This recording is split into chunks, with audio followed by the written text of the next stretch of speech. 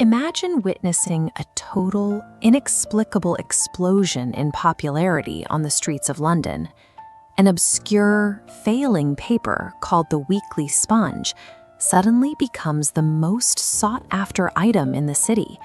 Distributors are overwhelmed.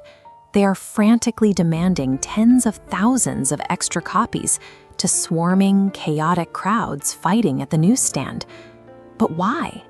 Why did a dying, irrelevant magazine suddenly turn into a massive overnight sensation?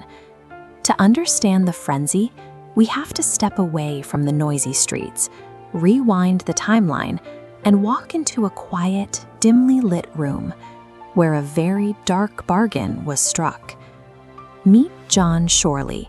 He's the editor of the Weekly Sponge, sitting in his unluxurious office and staring directly into the face of imminent financial ruin. He is carrying the heavy, agonizing burden of trying to save a failing business. The stress is crushing him. Without warning, the door swings open.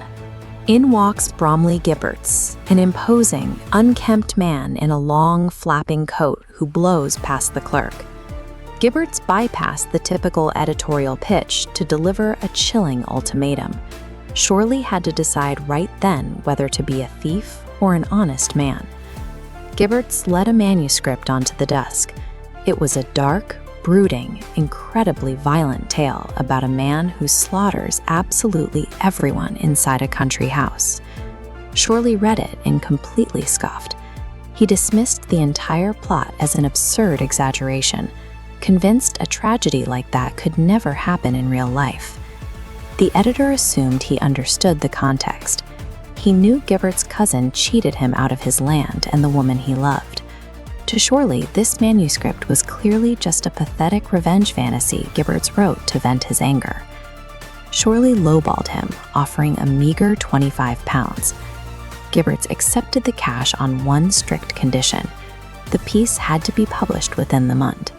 Driven by extreme financial desperation, Shorley eagerly took the deal. His greed completely blinded him to the reality of the man sitting across his desk. Fast forward a few weeks.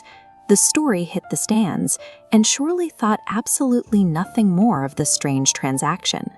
Suddenly, his business manager rushed into the office in a panic. The vendors had swallowed up the entire inventory and were demanding an immediate print of 10,000 extra copies. The operation shifted into a massive industrial scale. The mechanical printing presses were pushed to their absolute limits just to meet the roaring public frenzy. Shorley's initial thrill quickly turned into deep confusion. He knew the writing wasn't brilliant, so why was this specific, poorly written story causing a massive sensation? The confusion crystallizes into sheer dread the moment Shorley connects the magazine's massive sales to the morning newspaper headlines. Gibberts had actually gone to the country estate and slaughtered his cousin's family, exactly as he had written it. Shorley had unknowingly turned his failing magazine into a serial killer's step-by-step confession. Every gruesome detail in that manuscript was real. London was swarming for the specific evidence of a massacre. Shorley had saved his business by putting a price tag on a crime scene. Panic set in. Shorley fled his office and sprinted into the London night, rushing straight to Gibberts' residence to send him about the atrocities. He burst inside, frantically demanding to see the author immediately on a matter of absolute life and death. But when Shorley entered the drawing room, the chilling climax revealed itself. Gibberts was calmly mingling, dressed flawlessly, entirely unfazed. The lines separating his brutal fiction from reality had completely dissolved. It forces us to look at the true price of success.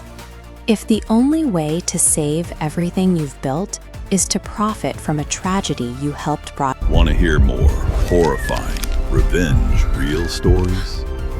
Some stories are too dark to forget. Subscribe to Storybook for more horror and revenge, real stories.